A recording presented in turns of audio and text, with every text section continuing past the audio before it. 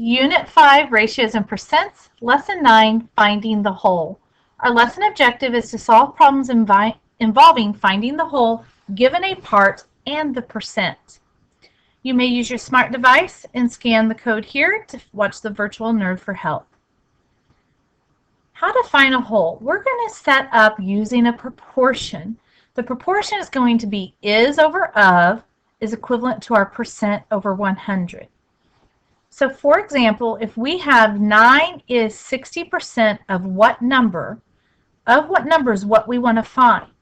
We know that 9 is, so 9 is the is, so 9 is going to go over what we want to know. Well, what we want to know is of what number. That's our unknown. And we know, though, that that is equal to our percent, 60 over 100. And we're going to solve proportionally. We're going to multiply what we know, 9 times 100, and divide what's opposite our unknown, 60. We get the value of 15. So 9 is 60% of what number? And that number is 15. So let's take a look here, setting up these values proportionally. Remember, we want to go is over of is a percent over 100. So here on number 1, we have the problem 42 is 30% of what number? We know 42 is, we want to know of what number, and it's equivalent over 30 over 100. We're going to cross multiply what we know, so we're going to take 100 times 42, divide what's opposite the variable, 30. You can type that in on your calculators if you can't do that in your head.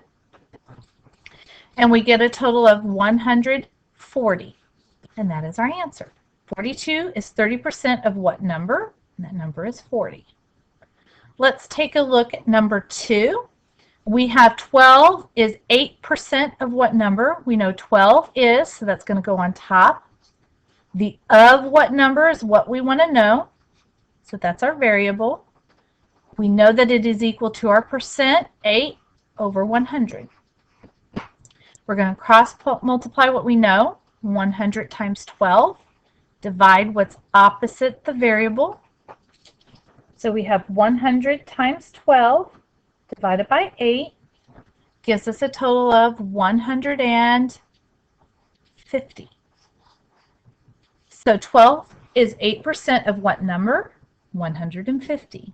I want you to take and pause the video and take a minute and solve number 3 and number 4.